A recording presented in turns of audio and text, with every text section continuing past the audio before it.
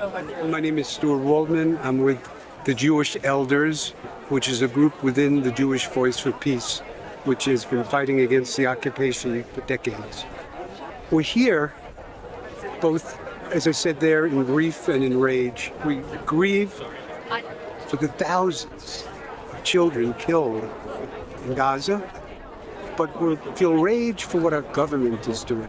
Because while we can't do anything about what Israel does, we're not citizens of Israel, we can do something about what our government does. Our government is enabling this genocide because of the weapons we send. We're complicit, and the way to end this genocide is to end the arming of the people who are doing the genocide. My name is Paul Wasserman, and I'm here as a member of the Jewish Elders Group. We're an affinity group within Jewish Voice for Peace. We're here at the farmers market at Grand Army Plaza in Brooklyn, and it also happens to be just a few blocks away from the building where Senator Chuck Schumer, who's the majority leader of the Democrats in the Senate, lives.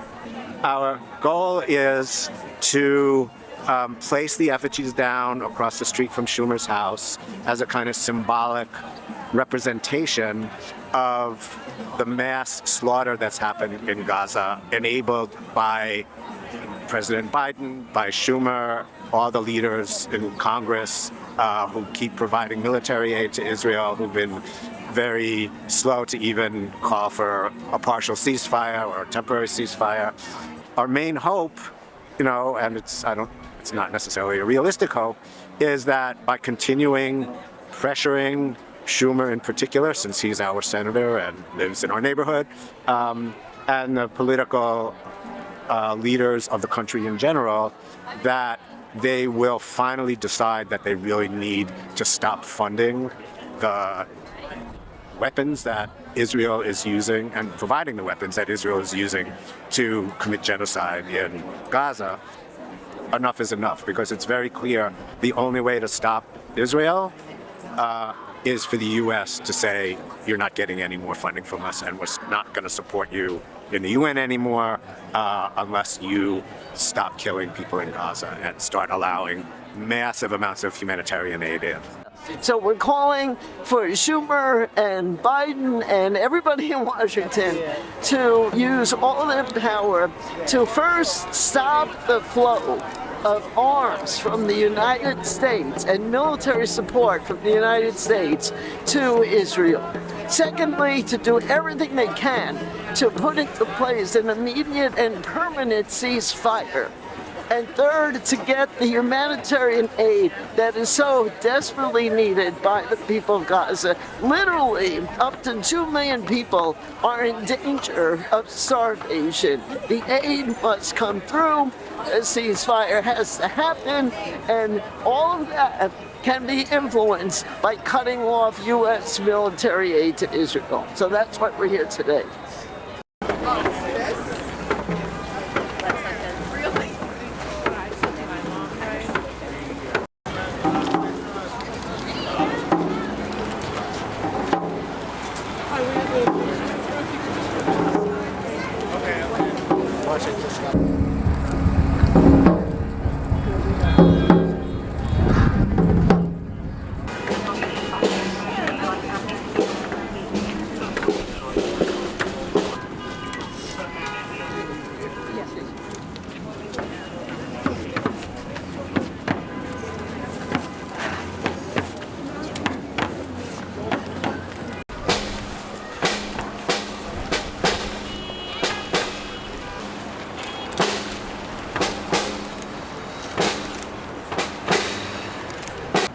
Yusuf Mohammed Fahmy al-Najjar.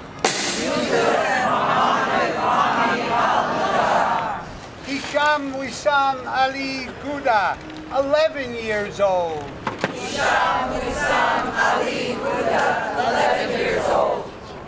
Mohammed Abdullah Ibrahim Gouda, 3 years old.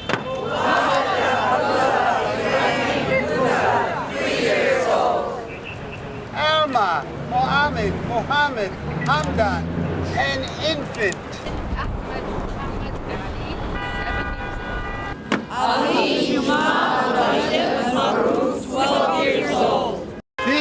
is a genocide.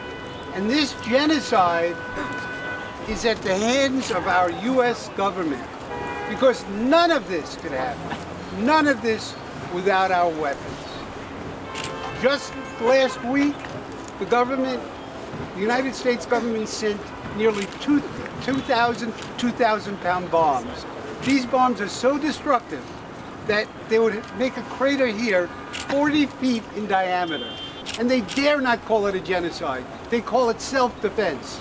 This is a genocide, and it must stop, and it must stop now.